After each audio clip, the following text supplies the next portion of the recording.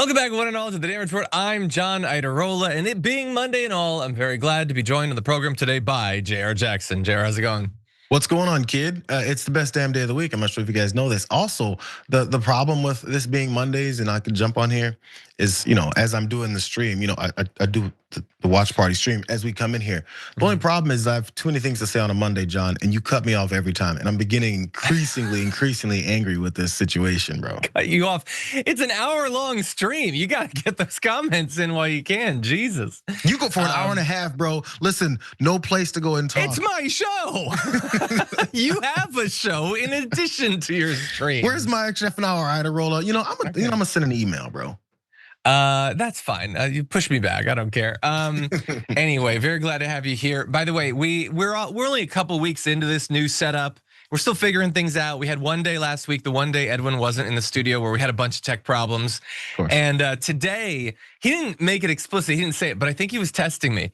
I turned on everything that I was supposed to turn on, but there's one thing that I forgot to do, and he waited until the absolute last second to fix it for me, because I think he was waiting to see if I'd remember. Oh, no, well, I failed, I didn't turn it on. But anyway, everything's working. Eventually, I'll know what all the buttons in this place do. By the way, there was a request. I almost fell and died. We were at 748 shows until the next presidential election. So buckle up. We're like a quarter of the way there, everybody. That's pretty good, I think. Anyway, with that said, we do have a lot of news that we're gonna be talking about. We've been waiting to see if this Trump Marjorie Greene thing would go from like little snippy snips here and there to an actual feud, and we are way into a full-on feud. And I have a bone to pick with them that they decided to ignite this feud on like a Friday night. You gotta do maximum time between then and when I can actually talk about it. That's not fair. They're not thinking of us. Come on, Marge, be nice to me.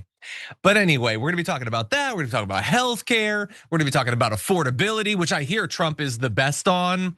And Kristi Noem's massive cosplay corruption is very fun and one of my favorite stories of the day. So we're gonna get to all that. But definitely hit the like button, share the stream, send us your comments, your tweets, or super chats. If you do so and you're watching live, you might earn yourself a blueprint gift card. And with all that said, JR, are you ready to do this thing? I'm ready, bro. Then let's do it. Let's jump into it. Her life could be in danger because of the rhetoric. Her life is in danger? Who's that? Marjorie Taylor Greene, she says. Marjorie Trader Greene. I don't think her life is in danger. Frankly, I don't think anybody cares about her. I don't want Donald Trump to make me feel even temporarily bad for Marjorie Greene. But obviously, if you're watching this, you know that for about 3 days now, their like simmering disconnect turned into a full-on feud. And Donald Trump has said some insane things about her, not just in that video, although also in that video. And as a result of that, she's saying her life is at risk. She's getting death threats. The president of the United States is told that obviously as a direct result of the types of tweets that we're about to read for you, a congresswoman of his party is receiving death threats. And his reaction is to call her a traitor and say nobody cares about her. Now look, I hope for some MAGA people, this is an opportunity to see, as Marge is in real time, to see who he is. Because he's done that exact sort of thing about any number of Democrats, and obviously you're not gonna care about that. But this is one of your people. Some of you might even prefer her to him. And this is how he responds. It is possible, implausible, but possible that she could actually be the target of political violence. That's how deranged his fans are. And he's warned about it, and he says, nobody cares about her, the traitor. And he is the president of the United States. We are living in such mad times.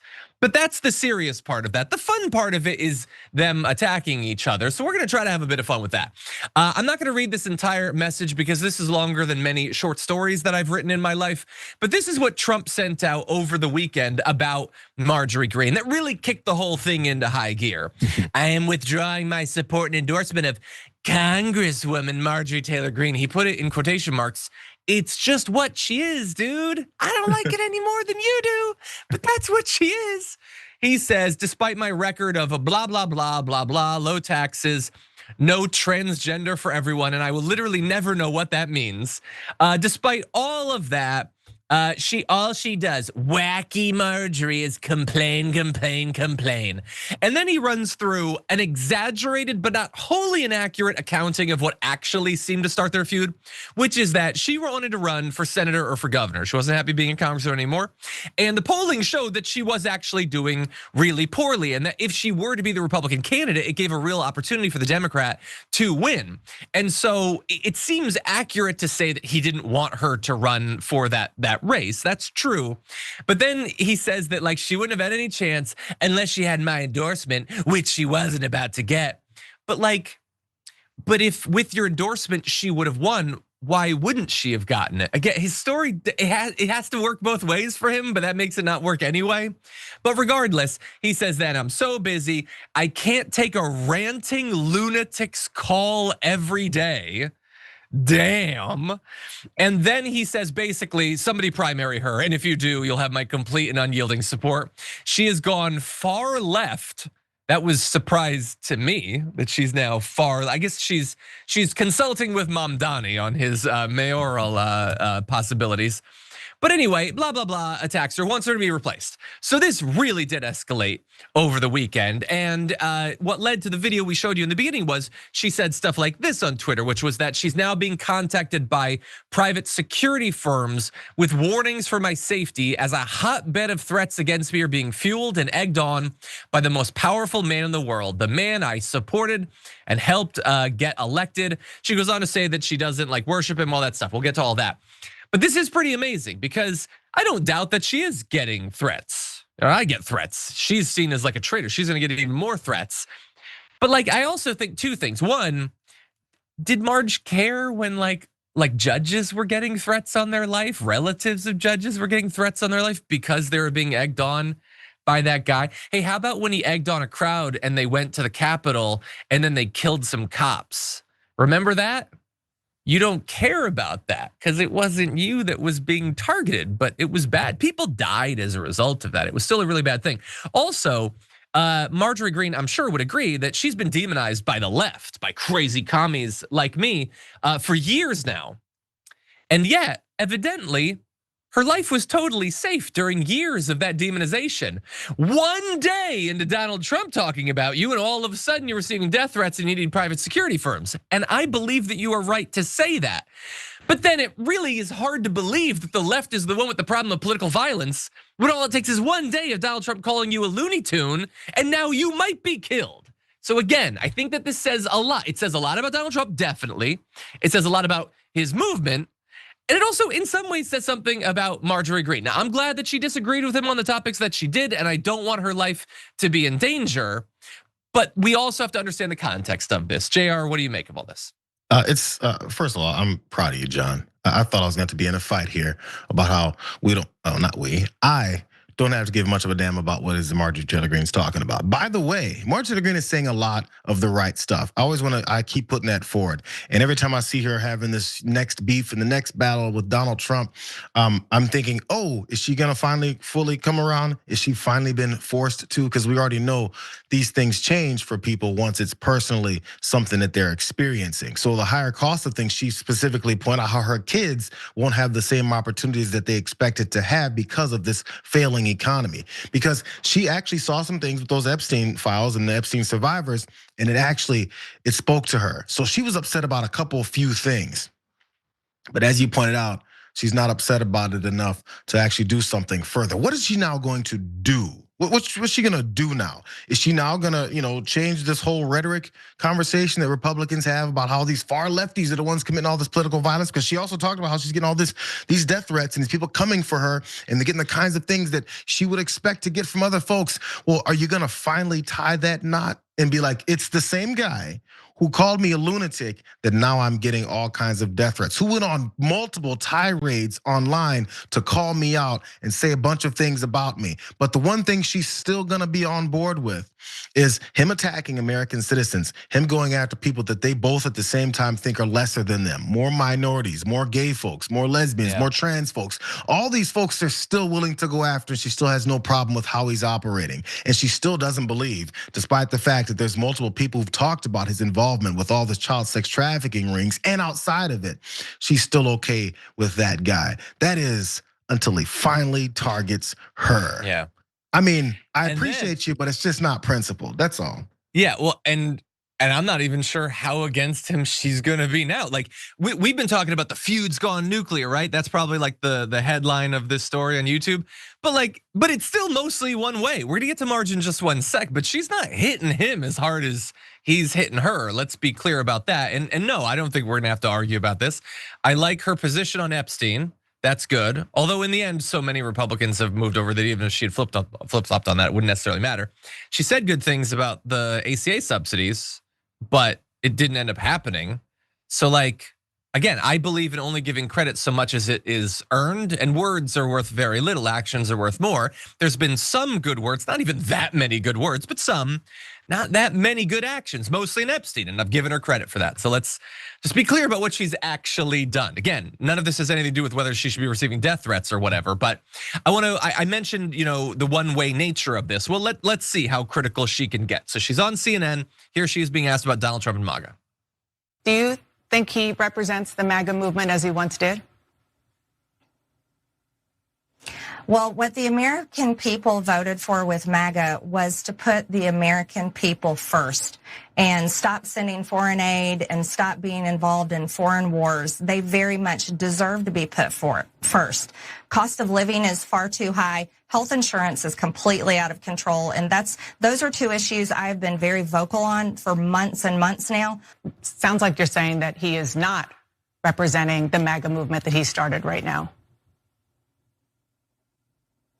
I can say that promoting H-1B visas to replace American jobs, bringing in 600,000 Chinese students to replace American students' opportunities in American colleges and universities, those are not America First positions.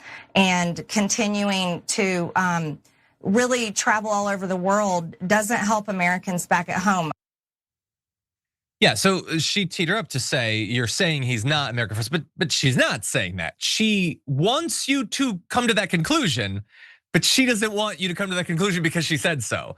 So, and look, I'm not a D. Like, I get that if she calls him the names he's called her, then she's gonna get 10 times as many death threats. Like, I understand the pressure that she's under, but I don't know, it's thus far, she's not really returning fire all that strongly.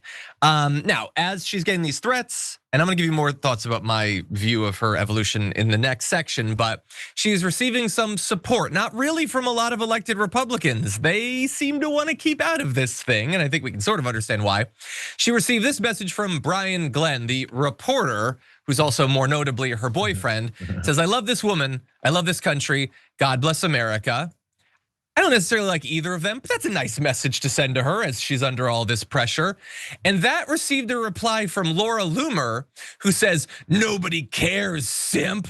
Trump should revoke your White House press pass, which first of all is, again, it's a clear indication of what free speech means to Laura Loomer. You don't like Marjorie Greene's boyfriend, so he can't be in the White House press corps? No, he shouldn't be in the White House press corps, but that's not why. And also, nobody cares, simp. Simp, they're dating. It's not simping, they're in love, you weirdo. Laura Loomer doesn't understand the difference between like a parasocial relationship with a Twitch streamer and a romantic relationship. I don't like either of those people, but they clearly like each other. And by the way, can we at least appreciate that they've each done us the amazing public service of taking the other off the market? So why shouldn't we be happy about that? But anyway, jokes aside, I do want to tee up. No jokes, John. That's facts, bro. Simp? No. Like, I know simping when I see it. I'm sure people in the audience could probably come up with some ways that I'm a simp, but it's not simping if it's the person you're in a relationship with, you weirdo. Anyway, I want to more importantly, I want to tee up a couple of these videos because I think that'll really get into the meat of the conversation that Jayar and I probably need to have here. So let's jump into this next video. You posted on X that President Trump is, with his comments, fueling a quote, hotbed of threats against you. Obviously, any threats to your safety are completely unacceptable. But we have seen these kinds of attacks or criticism from the president at other people. It's not new. And with respect, I haven't heard you speak out about it until it was directed at you. Dana, I think that's fair criticism. And I would like to say humbly, I'm sorry for taking part in the toxic politics. It's very bad for our country.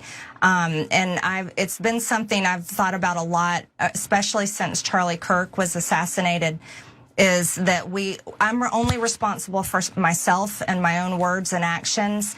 And I am committed, and I've been working on this a lot lately, to put down the knives in politics. I really just want to see people be kind to one another.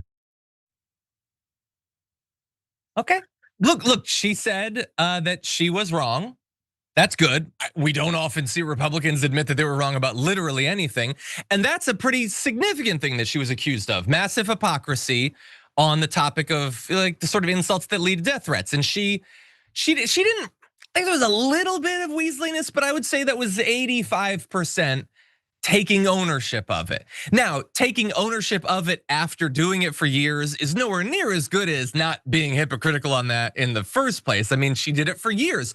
And importantly, she held the previous position for years as it benefited her, and now it benefits her to have the other position. So each person is gonna have to decide for themselves how much they accept her saying that, but she did at least say it.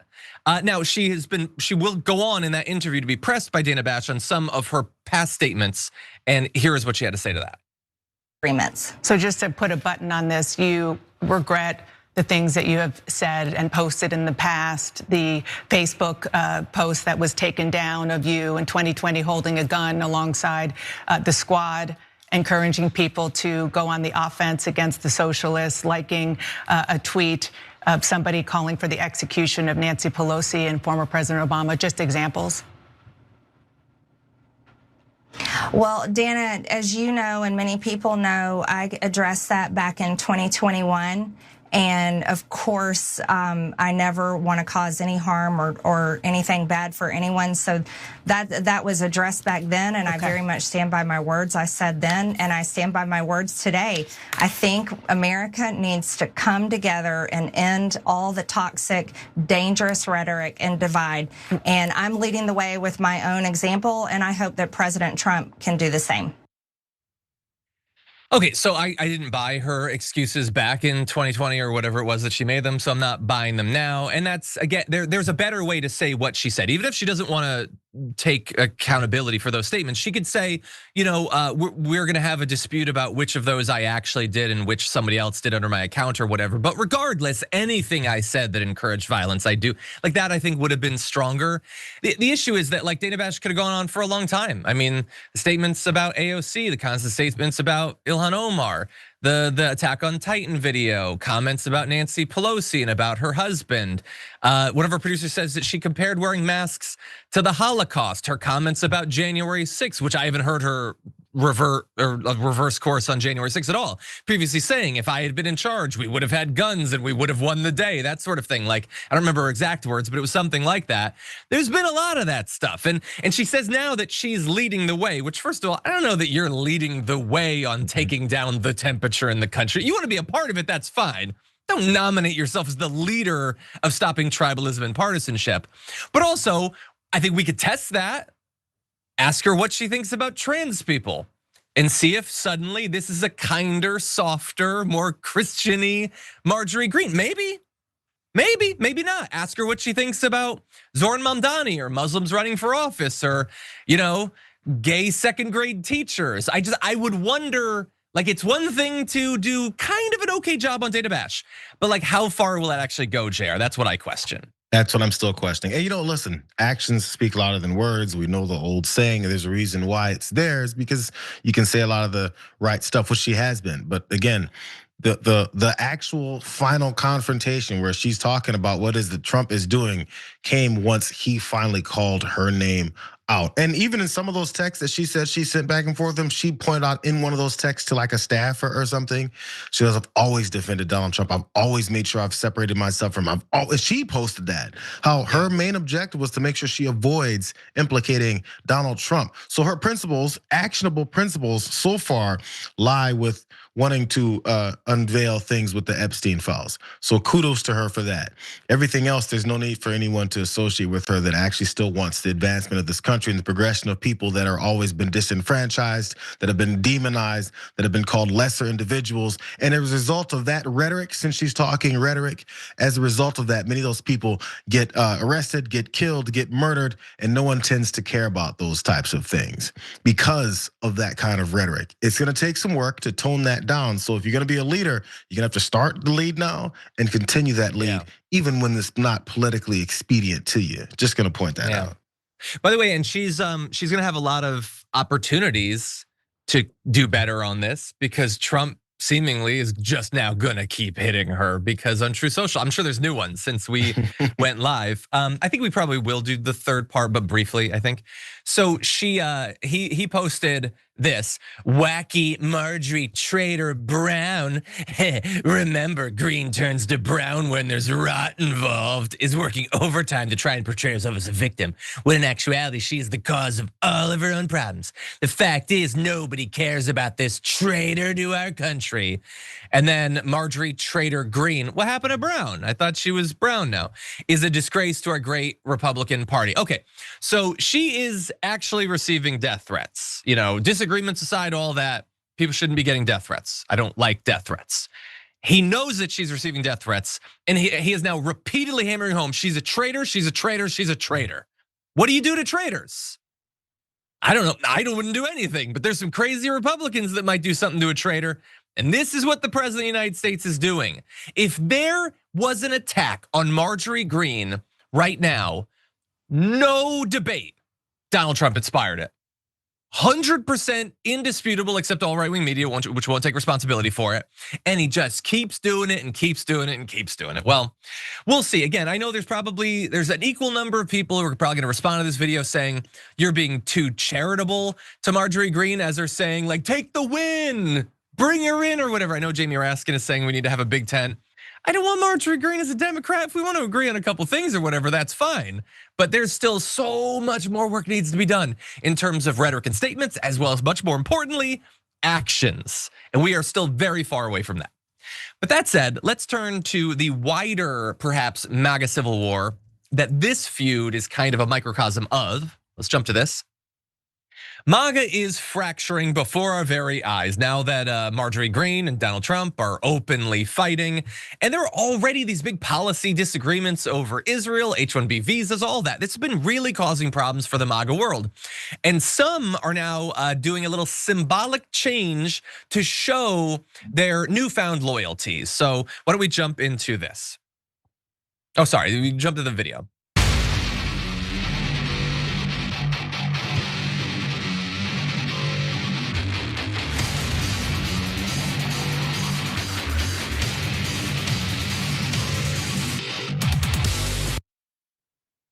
Okay, so you see right there, they had the MAGA hats and now they switch over to blue America First hats. I would have said, start the video with the hat already on your head. Why do you put it on? That doesn't make any sense. Whatever. But this is supposed to accomplish two things. One, to provide an easy viral way for other people who now want to be a part of this new America First to show it, and then also to ruin a second color of hat.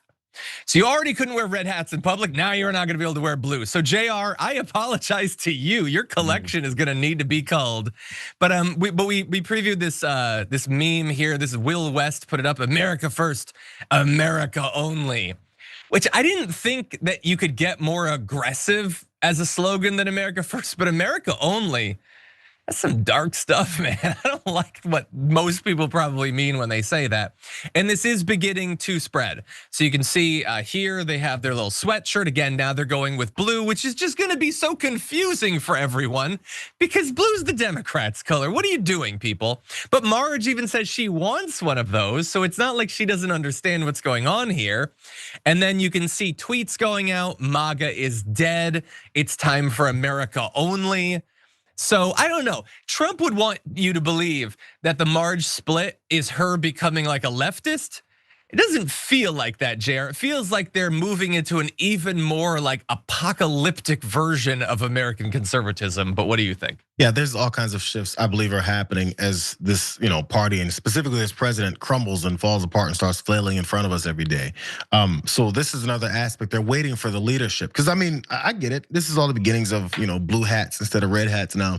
But who's the leader of this party? And also, this is, I think, as Megyn Kelly was trying to do. She was trying to soften the blow as we're seeing more and more information from Epstein come out, just in case we see some completely damning information, as if we haven't seen enough about Donald Trump. They're prepping to be able to, kind of jump ship as the holes, are exploding right around them. So as soon as they see it's happening, they're like, okay, at least we have an America only faction to go start into as it comes. But if Donald Trump never really, faces the consequences that he deserves to face, they'll stick around and somehow claim that he's now America only. And as you point out, it does seem quite narrow. America only is one of those aggressive things, but it's just factions of conservatism, radical conservatism that they've got under Donald Trump. They just need to detach from their leader now, in case, the nasty stuff starts coming out. Yeah, we'll see. I don't know. As a slogan, like I get for those people, it's not appealing to me. For those people, it probably sounds strong. America first, America only. Okay, that's good. But as like a 4-letter thing, MAGA sounds dumb. It sounds like caveman speak, but at least you can say it. America first, America only. Afow. That's not as good, man. And also, like, you're ruining, I already have a blue shirt and I have a 4-letter slogan. 1 word, 4 letters, yeet. And now they're ruining it for me and all the other Jey Uso fans, Jayar. Thanks a lot, MAGA. Sorry, not MAGA. Afow. Anyway, okay, I think that we should take our first break of the hour. When we come back, let's talk about what's going on with the Epstein files and their possible imminent release after this.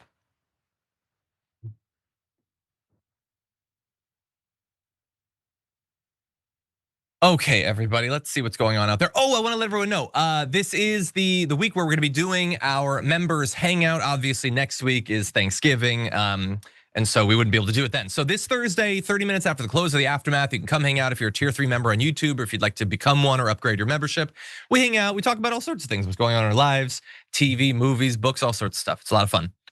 And also next week, so it's obviously it's Thanksgiving, so we're not gonna have the normal run of shows that we have. We're gonna be taking Thursday and Friday off.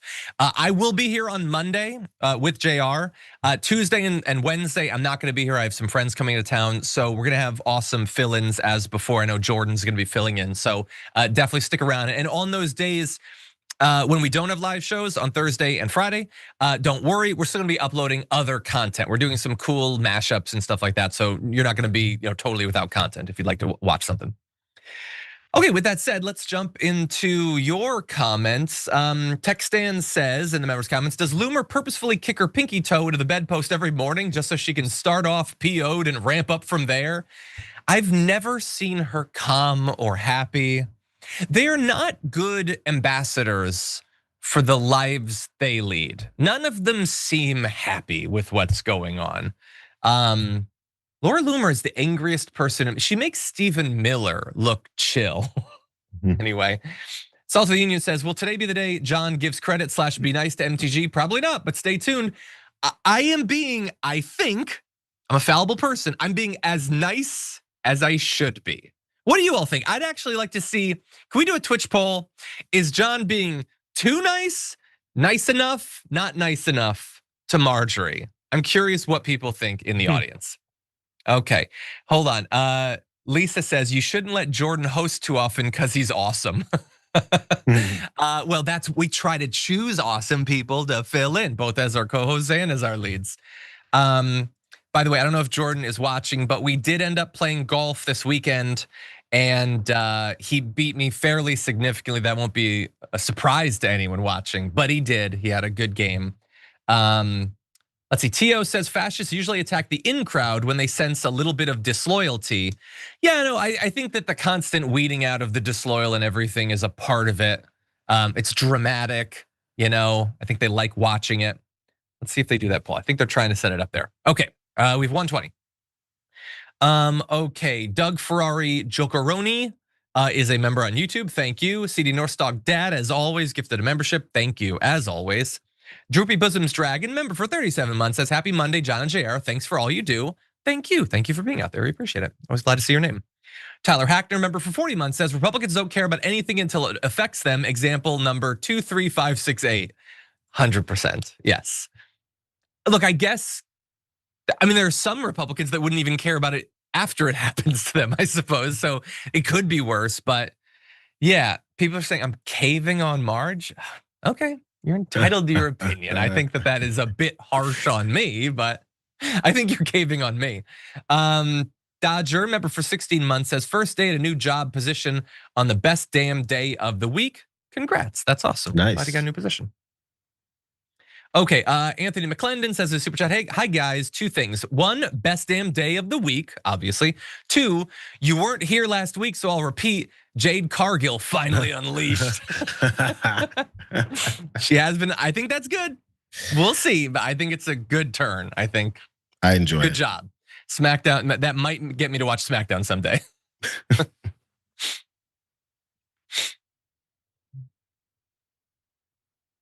Okay, everybody, let's jump into something dramatic.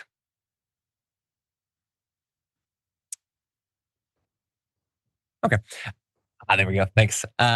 Donald Trump is once again surrendering on an issue that he put a massive amount of time and effort into trying to distract his base from. No, not just tariffs, that was last week. This week, it's the Epstein files. See, after doing everything he could, both in public and in private, legal and illegal, to stop those files from coming out, to try to put immense pressure on Republicans that vote to release them, to browbeat and insult his base into not caring about it, and none of it worked. He's now pretending that no, he actually wants the files to be released. He's happy about it, really. He posted this incredibly long message that says, as I said on Friday night aboard Air Force One to the fake news media, House Republicans should vote to release the Epstein files because we have nothing to hide. And it's time to move on from this Democrat hoax perpetuated by radical left lunatics. And then he goes on to say how he's doing his investigation into Democrats, which feels like it'd be a big waste of time if it's all a hoax. I don't really understand that. And he goes on to his big paragraph that he cut and pastes into every True Social post about how he's done everything's great. There's no tariffs, no transgender for everyone. And it's all a distraction, blah, blah, Epstein trap, blah, blah, blah, blah, blah. Okay, so now he's super enthusiastic when it's already inevitably gonna happen. Interesting how that works, because we remember here at TDR how he was talking about this up until very recently. Here's a reminder. These files were made up by Comey, they were made up by Obama, they were made up by the Biden we went through years of that. This is a Democrat hoax. This is a hoax put out by the Democrat, and a few Republicans have gone along with it because they're weak and ineffective. Why do you think your supporters in particular have been so interested in the Epstein story? I don't understand about how it's been handled. I don't understand it. Why they would be so interested. He's dead for a long time. He was never a big factor in terms of life. He was never a big factor in terms of life. And by the way, I didn't read it, but in that first message he put out, he says, nobody cared about Jeffrey Epstein when he was alive. Well, first of all, you did. He was your buddy. Don't badmouth your bro like that, dude. That's messed up. But also, you know that your base did. Again, all this is so ridiculous, so see-through. They're only gonna vote for it because they're weak and stupid. Oh, actually, I want them all to be weak and stupid. I want them all to vote for it. This is just because it's gonna happen. And he doesn't want the headlines to say dozens of Republicans snubbed Trump to release the Epstein files. And by the way, like MAGA, if you don't see what this is, if this is all it takes for him to buy you off into thinking that this isn't a big cover up, that is really embarrassing for you. And I hope there's not a lot of people that can be counted in that group. Jayar, what do you make of it? I'm just wondering, listen, the lies have flowed for this whole year, right? Remember before, one of the things I was wondering if this was gonna be in there. From the FBI, Cash's FBI and all of them, talking about how there was literally no one else on any kind of client list. There was no one that was trafficking and assaulting these girls except for just Ghislaine Maxwell and Jeffrey Epstein. That was it. You guys remember that part? There's been so many iterations of these lies and so many retellings of stories that none of them ever make any sense. And then every time they move on to the next one, no one comes back and says, but last week you just said there was no such thing as a list. Now suddenly there's only these Democrats on it, which by the way, I'm not surprised if there are. So as he tries to now spin this to the next level, it's all about trying to avoid that embarrassment as you just not pointed out. But the main thing here is to just understand, and I say this all the time on my stream, bro. If once you've identified that they lie so consistently, which we've all seen, we've seen them lie about so many different things, just be ready to take that into the next day. So the next time you hear him speak, understand, since we just identified he's a liar, there's a 99% chance that he's lying again. So don't believe the next thing. Why are we waiting and wasting a week to dispel the lie that we know is coming tomorrow? Just start with, that's a lie. Let's get back to normal reality and not listen to the lies anymore. You know what? Let's actually uncover another of those lies, because the idea that he wants them to be released is a lie, but also the idea that him saying this is why they will be released is kind of a lie, as we're gonna turn to right now. See, Trump is now publicly claiming that he wants the Epstein files to come out, which is obviously not true, and they're gonna vote this week to release them anyway. But the thing is, one of the Republicans who's making that happen, Thomas Massie, he has a theory as to one of the reasons Donald Trump is suddenly flip-flopping on this and why it may not mean what it seems like it means. Here is Thomas Massie, or actually, so sorry, Thomas Massie is talking about the, basically the idea is that they've now got this investigation and that's going to provide an excuse for them to not release the files or whatever. So here is Trump responding to Thomas Massie's discharge petition. Oh no, okay, we do. Okay, I apologize. I'm all over the place, Mike. I misread it. Play a shot. I think we could have a deluge of Republicans. There could be 100 or more. I'm hoping to get a veto-proof majority on this legislation when it comes up for a vote. And, the president's been saying this is a hoax. He's been saying that for months. Well, he's just now decided to investigate a hoax, if it's a hoax. And I have another concern about these investigations that he's announced.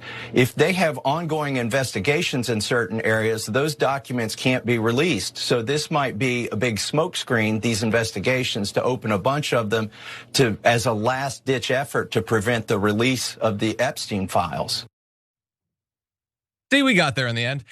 I think that's a really great theory by Thomas Massie, that now they're doing this investigation after saying there's no reason to investigate and only going after the Democrats. So now that's lurking in the background. Yeah, go release the files, and then they'll pass it. There will be the request for the files, and then it's not going to be Donald Trump that says they actually can't release them. Pam Bondi or Dan Bongino or Kash Patel are going to come out and be like, oh, our hands are tied. Donald Trump desperately wants transparency, but what are you going to do? Now we can't get it. That's what it feels like, Jayar. What do you think? 100%. I think that's pretty clear that what this is. They've had multiple staff and strategy meetings on how they're gonna avoid releasing the Epstein files for this entire year. Do you think they haven't thought of any of these other kind of ways? During this government shutdown, they were like, okay, so at some point, things have to get back into order. And then once the government does reopen, we gotta find some way to delay this again. Look how quickly the new delay tactic potentially is gonna go that way. That is if Thomas Massie is right. But by the way, this whole investigating thing and the reasons why they won't be able to release it, that's been the strategy. Oddly, it also answers the question that all these Republicans and Donald Trump himself have been floating, saying, you know what, if there was really something in there, Joe Biden, his DOJ would have released all that information before to hurt me before the election anyway. But the reason why that they didn't, in case they were asking that question like Stephen A. Smith did as well, is because there was an ongoing investigation. So them doing this to avoid releasing it actually answers the question that they keep asking about Joe Biden not releasing it because there was an ongoing investigation, but they don't think enough people will think that far ahead and realize how much BS is layered all over the place. Yeah, look, I think I understand why people would be like confused about this entire process. It has been very complicated, and there's potentially some overlapping reasons why some Democrats and some Republicans would have never wanted this to come out. There's also some different reasons why maybe some Republicans don't want it to come out, some Democrats, individual Republicans like Donald Trump. It's a big old complicated Venn diagram of cover up. But the important thing is that it feels like we're finally getting to the point where maybe some of this can come out. We just have to be ready, as Jayar was saying earlier, like you have to remember the lie later on. When they come back and say, oopsie doopsie, we can't release the files now because we have this investigation. Just remember who set that up and why. Okay, I think for my own sanity, we're gonna take a short break. When we come back, we're gonna be talking about the Republican concepts of a healthcare plan and more after this.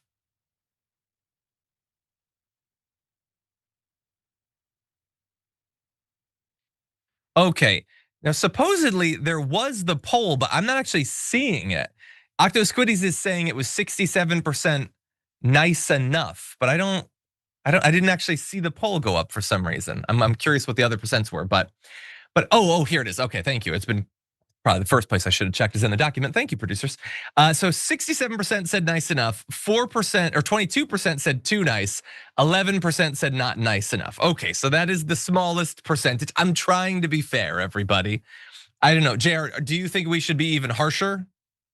What do you think? I think you're dancing on the right area. There's like skepticism, but the things that she actionably does that changes things, like her going forward on this Epstein stuff,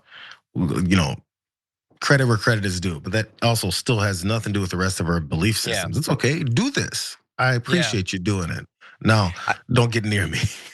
Also, don't do that. I mentioned in our production meeting this morning, on the way in, as I was driving, I was listening to John Oliver's episode from last night about public media, and he played some tape of her earlier this year talking about the Corporation for Public Broadcasting, PBS and NPR and all that stuff. And it was a reminder that, man, she really, really sucks on a lot of topics. She is so conspiratorial, so partisan, so dishonest, the stuff that she was saying about Sesame Street and all that, and NPR, anti-family, pro-crime. You're out of your goddamn mind, woman, okay? You're good on Epstein, I guess, but you're out of your goddamn mind. The stuff she was like, and then she voted, like they killed it. They tried to kill public media, which mostly benefits people in rural areas, including lots of her constituents. Because either she believes these insane conspiracy theories, which does not reflect well on her, or she knows that they're lies, but she wants to kill it anyway for partisan reasons or ideological reasons or whatever. I don't know which of those two it is, but there is no good reason why she did what she did and said what she said. Anyway. Corey Brown says in a super chat, Marge sounding mild, reasonable is a direct result of it affecting her. The GOP never changes unless it directly affects or hurts them, and theirs more than us and ours. That has generally been my experience over the last couple decades, yes. Badgering the Witness Dragon says she is a traitor, but so is the rest of the party. Yeah, I guess she's no more of a traitor. Lisa Dodson says, best damn day of the week. Love me some Jayar and John. Well, thank you so much for the super chat, I appreciate it. A KS Man says in super chat, the Blue America Only hat came from Fuentes. Yeah, so I should have mentioned that in the video. Yes, it does seem it did, but is it just to confuse people? It's so stupid. God, I hate these people. Get a hobby, man. Get a hobby. I know we're all depressed that GTA 6 is being pushed back, but there's other great games. Do another run of Baldur's Gate 3. Come on, that'll take up some time.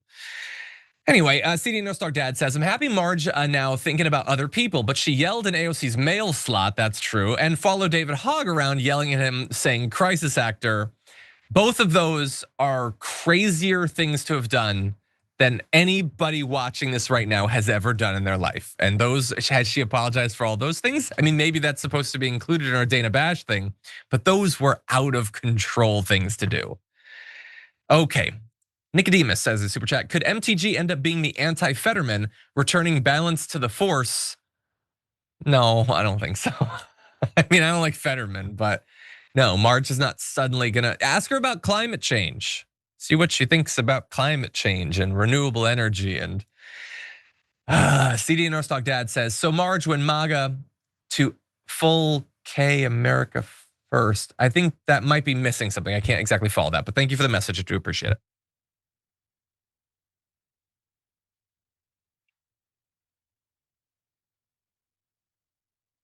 Okay, everybody, lots more to talk about. But first, I did want to let you know about a partnership that recently TYT has entered into with Noble Mobile. It is the only wireless provider that pays you to use your phone less, which I know a lot of us are trying to do these days. You can switch to Noble's Noble plan and get unlimited data for just $50 a month. But in effect, it could end up being even less because for the data that you don't use, you can get money back in your pocket. It goes to you rather than to Noble shareholders or owners.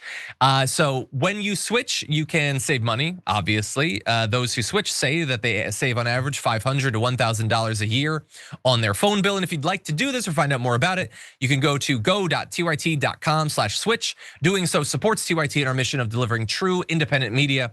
Again, that's go.tyt.com/switch, or there's the QR code that's on the screen right now. And with that said, let's talk about healthcare, starting with this. But they buy their own health insurance. They can negotiate price, and it's going to be locked, so they can't go out and buy a Cadillac. They can go out and buy health insurance. So that is Donald Trump talking about the bare minimum tiny concept of a health plan that he's finally coming out with after like 10 years of being asked. And the idea is you're going to be on your own to individually negotiate your health insurance. That'll be a fun experience. And then he can't even talk about this plan for more than 10 seconds with thinking, yeah, but I know these bastards want to rob us, so don't worry, I locked it down. They can't go get a Cadillac, which obviously everybody wants to do. This is what he thinks of the American people, by the way. But anyway, this is not a healthcare plan. This is almost nothing. But of the nothing, the basic idea is he wants to take a bunch of the money that through like the ACA marketplace and those sorts of things effectively go to health insurers and instead set up health savings accounts for Americans. This is not, by the way, anything like a new idea. Republicans have been talking about this for a very long time. Of course, they're going to be a big fan of this. It will result in overall less money actually being spent. The money will be given to individual people, then put right back into the stock market, which could potentially be good for some of the companies whose stocks will be purchased, but also if the market goes down, could be devastating for you and your healthcare going forward. And even if that worst case scenario doesn't come out, there's some potential negative ramifications of this if they were to even pass it. And I don't think there's any chance of them actually doing this. I think this is a brief distraction to make it seem as if they care about your health insurance as they cruise towards your health premiums being doubled or tripled or quadrupled in the next month or two. But anyway, in brief, this is a concept that has been favored by conservatives for a very long time. They says it encourages personal responsibility, which is always the buzzword they use when they want to screw you over and leave you out on your own. And so in this particular case, they would set up flexible spending accounts that would be tax-free. So money would go into it and you could put even more money into it. Many people already have access to these, by the way, as part of their health insurance plans provided by employers. And it would grow tax-free, and then the money could be taken out to pay for medical procedures, medicine, that sort of thing. But there are already some issues, and you might have already been able to figure one out by what I was describing as the money being able to be spent for. It doesn't actually cover your premiums, which is like, that's the big thing that people are talking about. Obviously, they want the money to be there when they need procedures and medicine and tests and all that, but also they have to pay a premium every month. So that's not actually a solution to the main problem in both health insurance and affordability that everybody's talking about right now, is that the premiums are going to explode. And so, look, we have more details we can get to, but Jayar, I don't think this is gonna go anywhere.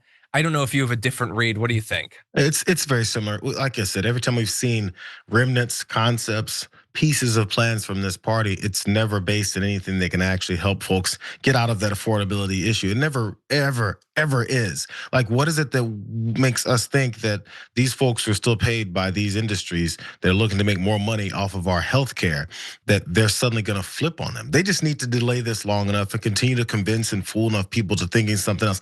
But the problem now is, and this is where, these establishment Democrats who are all about caving to Donald Trump and Mike Johnson to open up the government again before they finish this fight.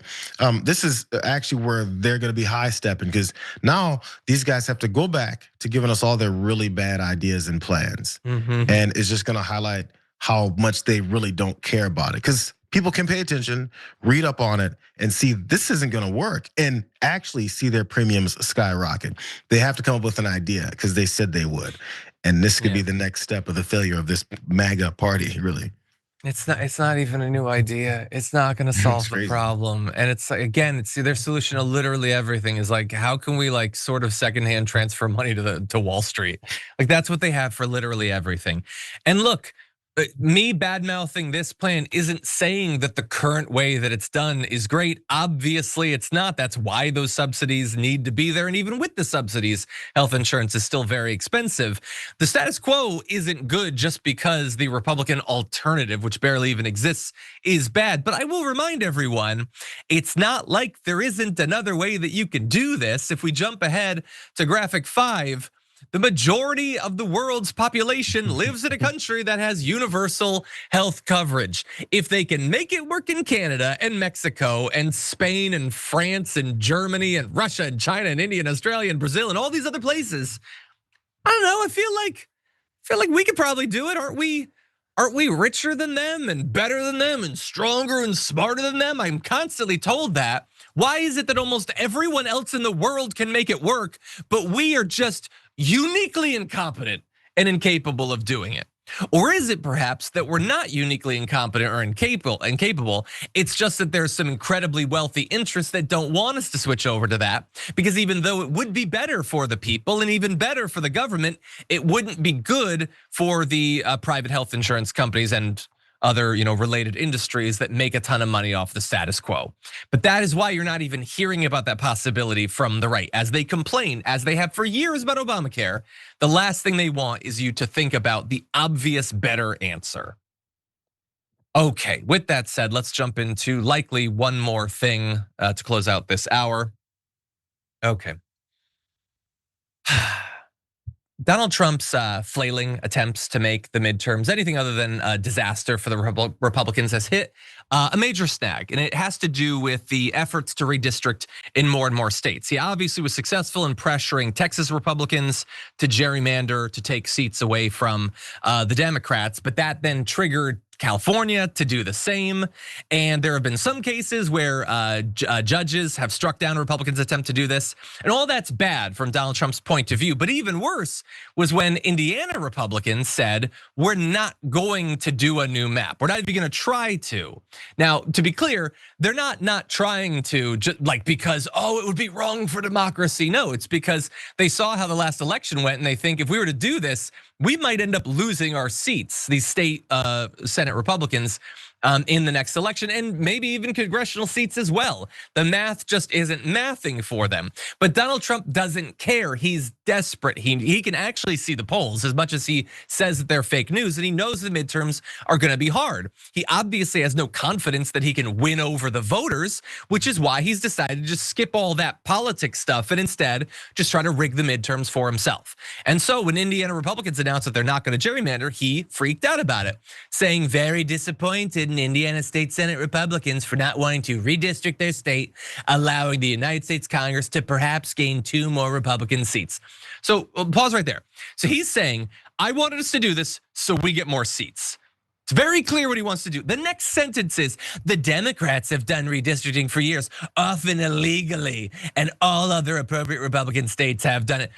Why is it illegal for the Democrats in this case? As I've reminded everyone, in California, when we recently did it, we only did it because Texas did it, and we had an actual ballot measure about it. We didn't just do it. We asked the California people, and 2 out of 3 agreed to it. It wasn't illegal. It was actually far more democratic in the way that it was done. And so he's complaining about the fact that California did it. He says that Indiana is effectively like robbing the Republicans of a majority in the House, which really seems like more of a you problem and a Congress problem than a couple of Indiana State Senate Republicans. But that's what he's saying. And he's also saying, by the way, they should be primaried. If they don't bow down to him and screw over their own voters and potentially end up losing seats because they're actually being probably more politically savvy in what they're doing, that they should lose their positions. Right now, by the way, JR, and I'll throw to you, Indiana has a 7-2 map.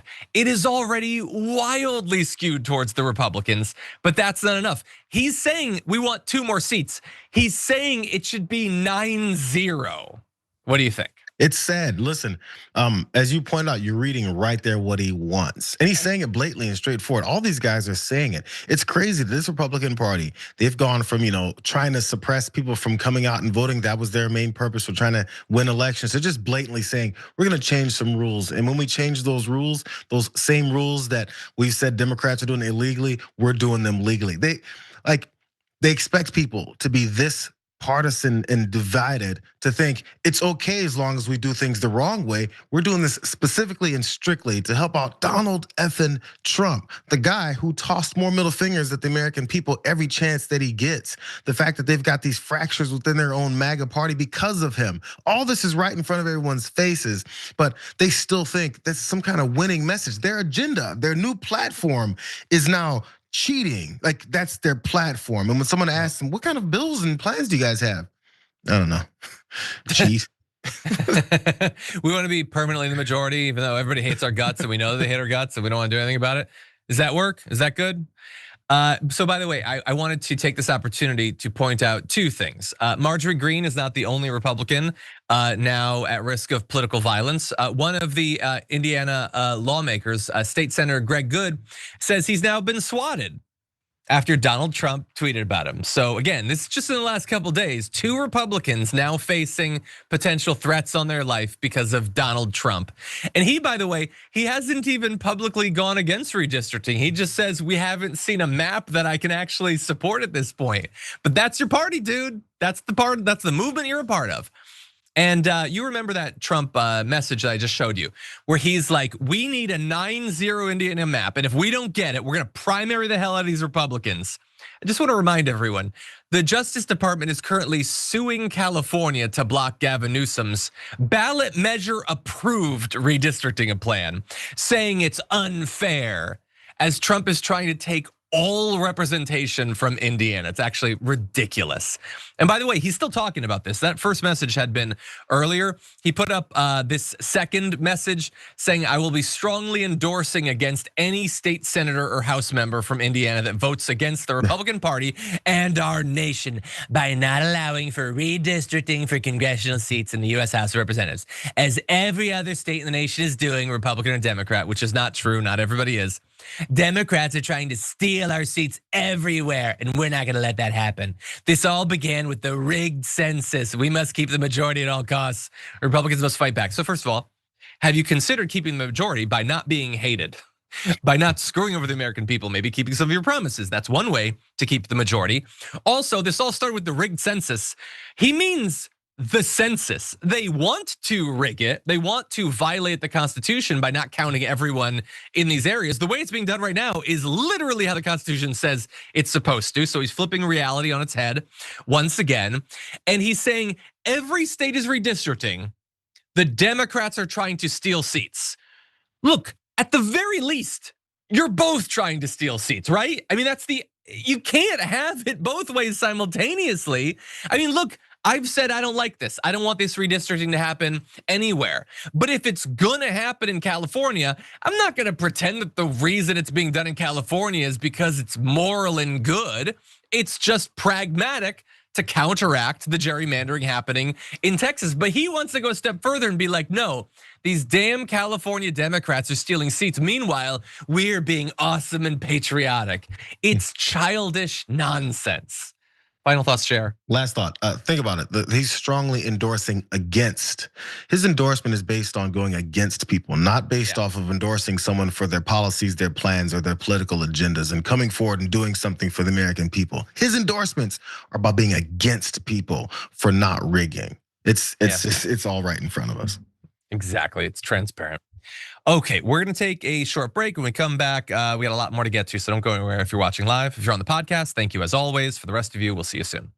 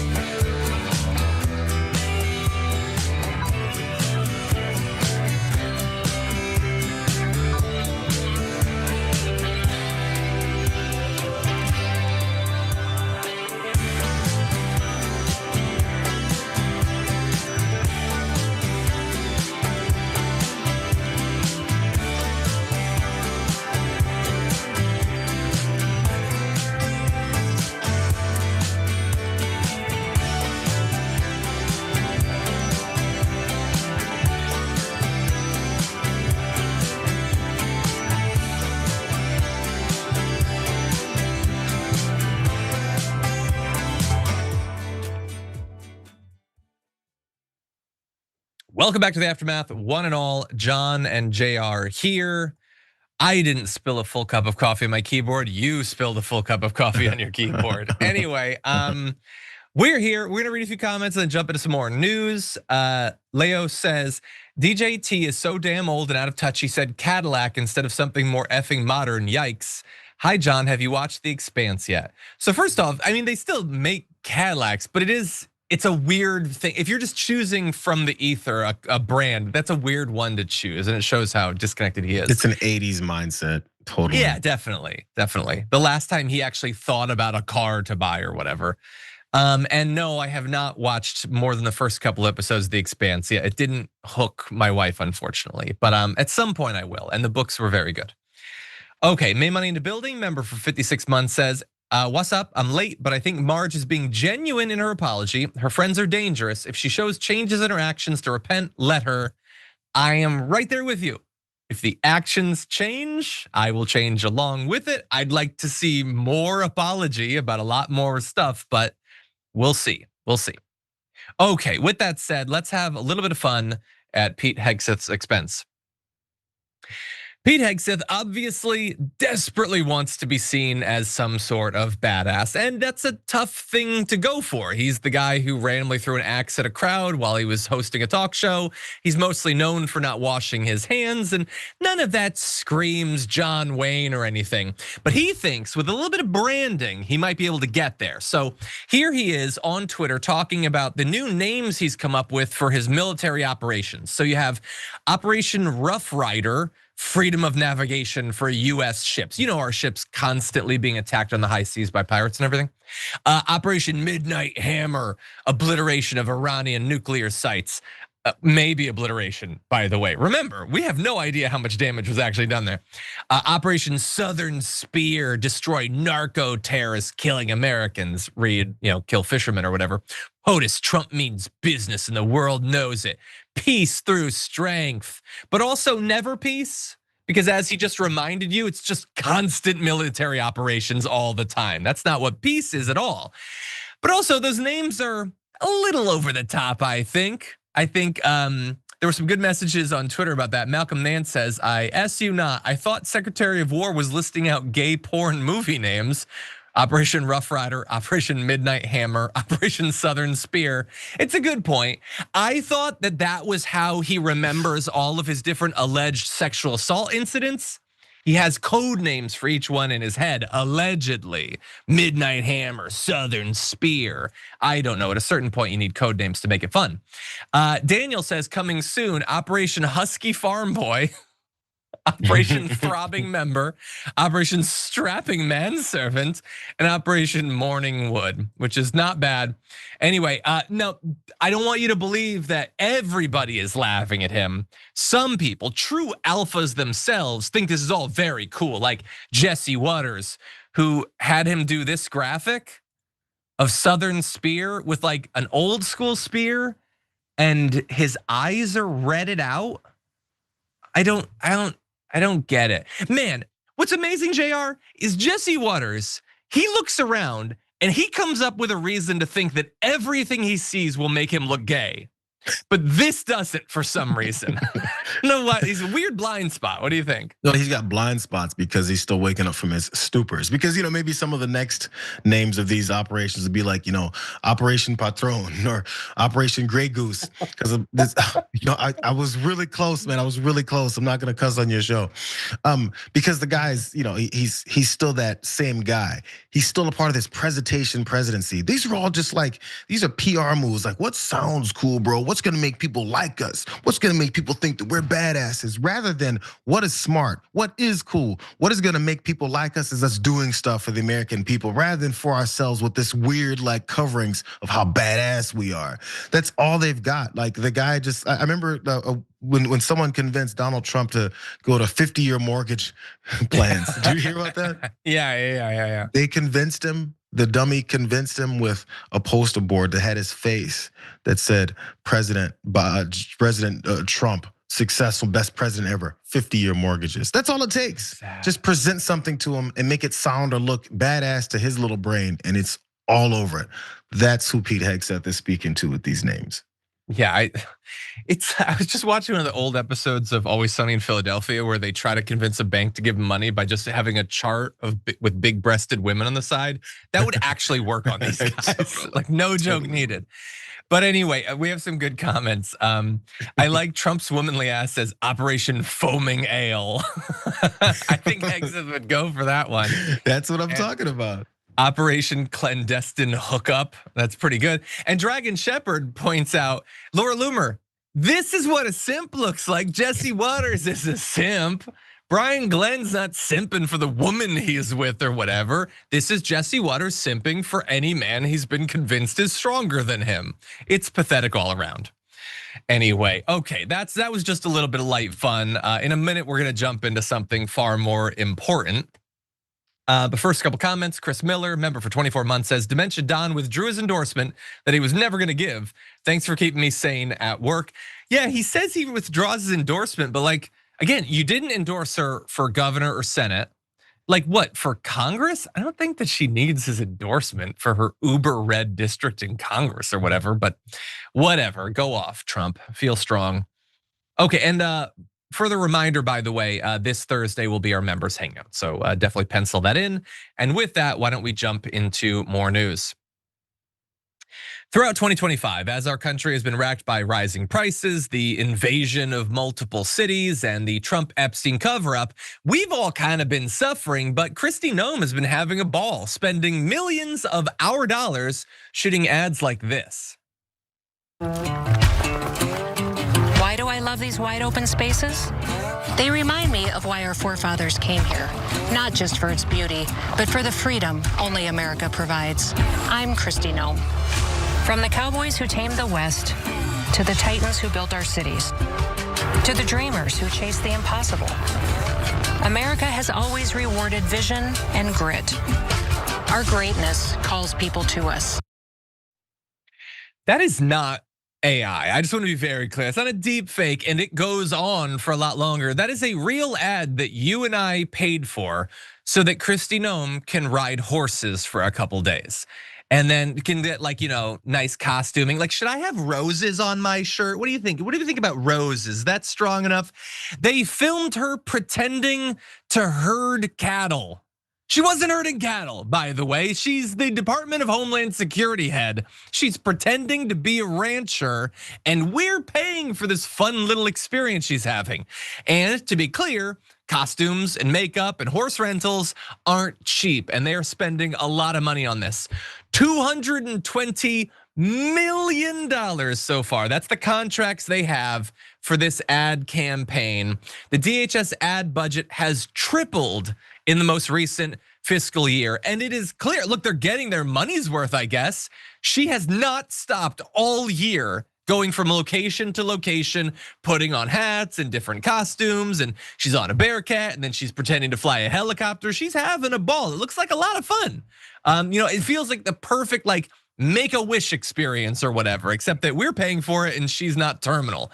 So all this is very ridiculous. And you might think, best case scenario, okay, this is just a massive waste of money. But this is not the best case scenario, it's worse than that. It is a massive waste of money. It's also a corrupt waste of money. As many people, including us here at the Damage Report, predicted it would be, there is some corruption going on. So the DHS has kept at least one beneficiary of the 9-figure ad deals a secret. Records and interviews show a Republican consulting firm with long-standing personal and business ties to Noem herself and her senior aides at DHS. The company, by the way, running that particular Mount Rushmore shoot that we showed you the clip from is the Strategy Group. It played a central role in her 2022 South Dakota gubernatorial campaign.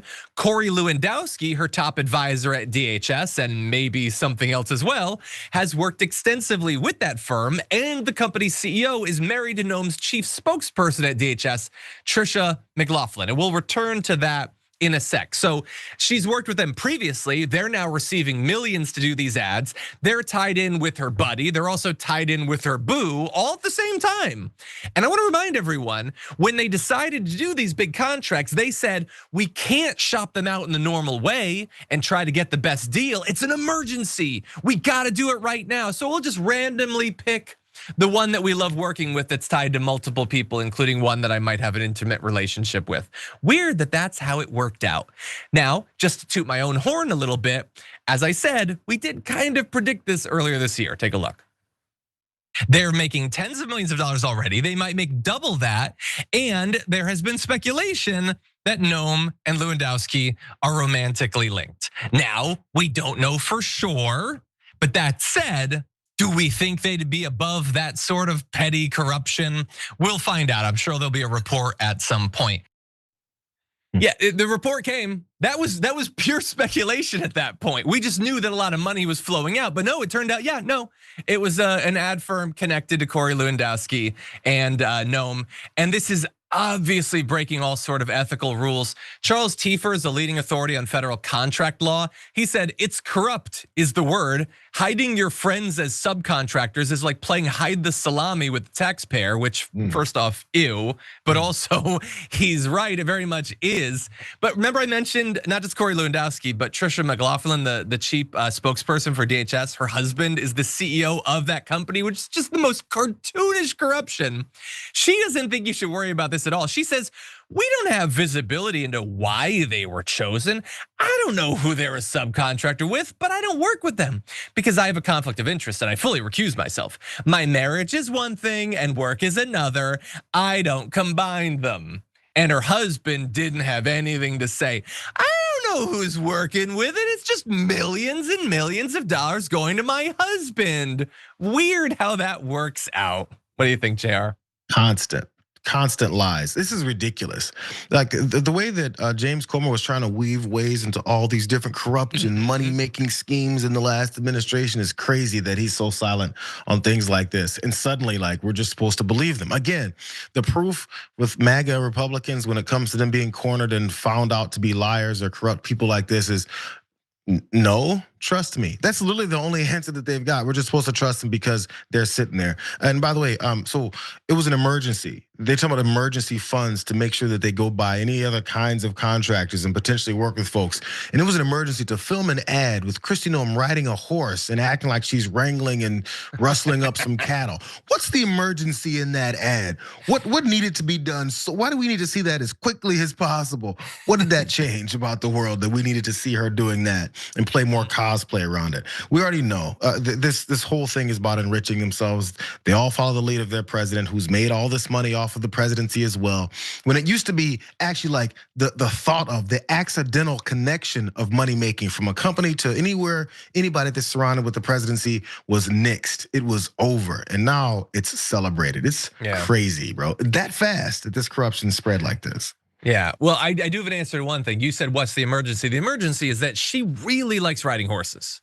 She loves it, man. It's really fun. She likes cool vests, little hat, little jaunty tilt to the hat. It's an emergency when you love horses that much. And really fast as we end this, I just want to remind you of some of the other ads she's done. She played a cop. She played, I think she's supposed to be like a pipe fitter, and she played a dentist. At one point, this was back when, I think these were back when she was the governor or whatever, but she has always loved wasting money on this sort of thing. I just don't get, like, if you want to be an actress, just be an actress if that's what you like doing. Could you for one weekend cosplay being the head of DHS? Put on that uniform and see if you like it. Actors don't get 2 jets paid for that they can fly around the country in. Exactly, so much waste, fraud, and abuse. No, and she made this happen.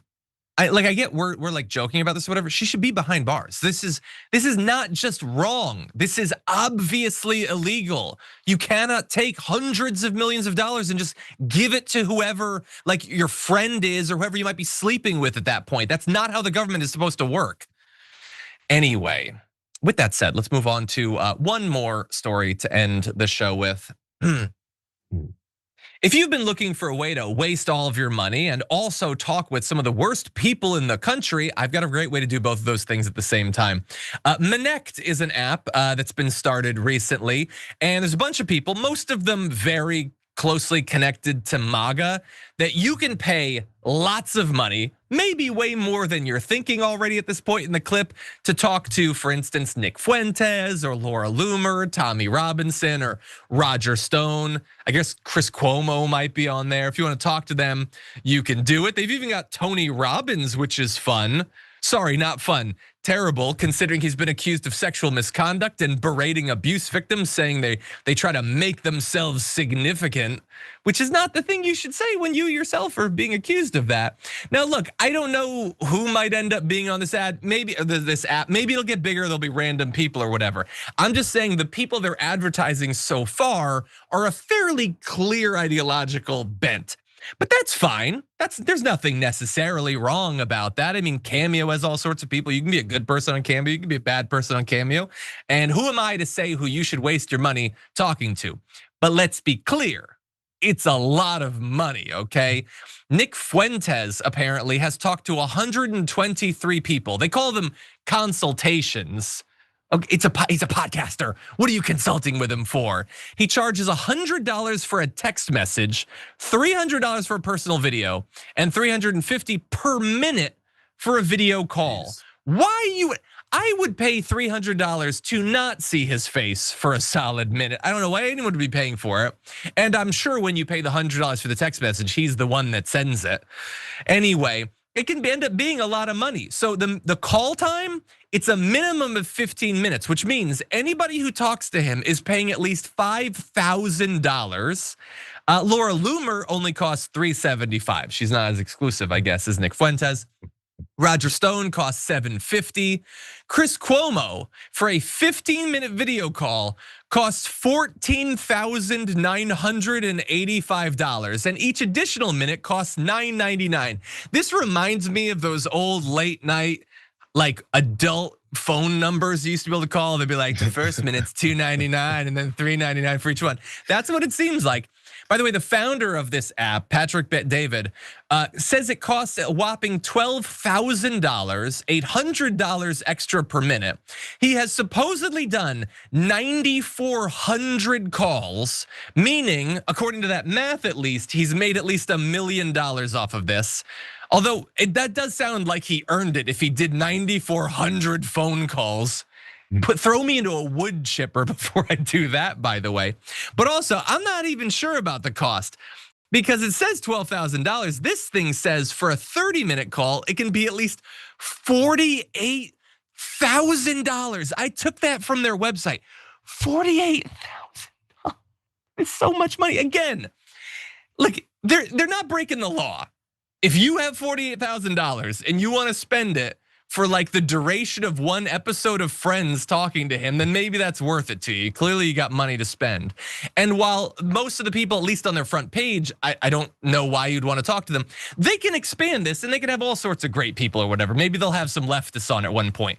But right now it really seems focused on the weird fringe of the Trump world, at least, with like, the Laura Loomers and the Nick Fuentes and stuff.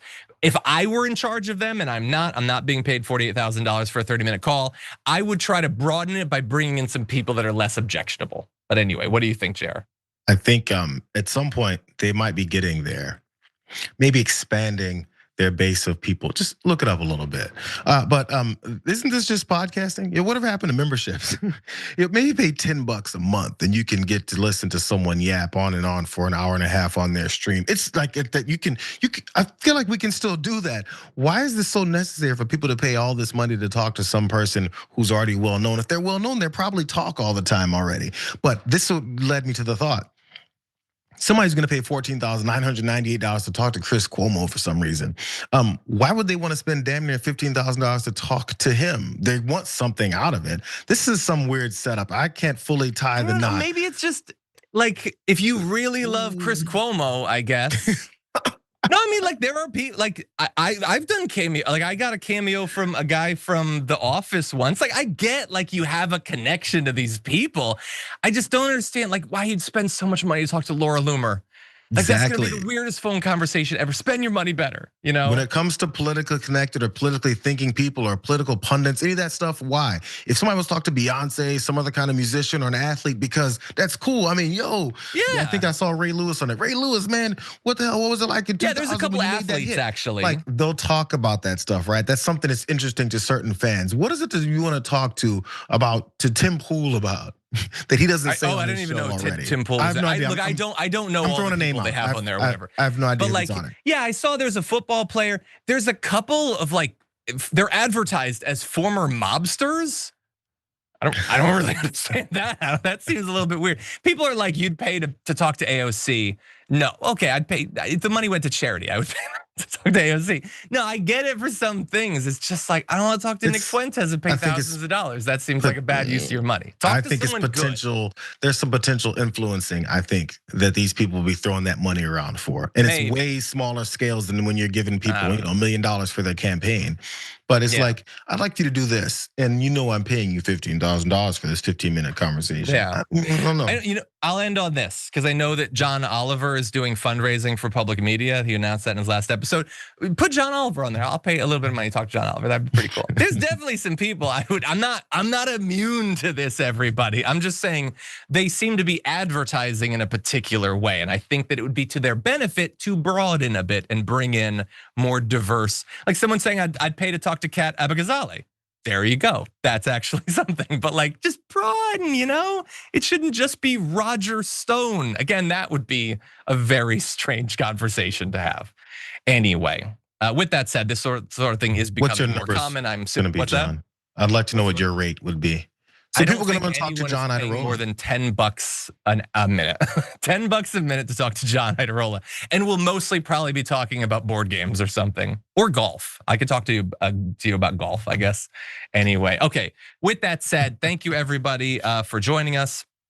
Lots more to come this week. Trey Crowder is going to be joining us tomorrow, which should be a lot of fun. And reminder again that our members hangout is going to be happening this Thursday. I hope to see many of you there.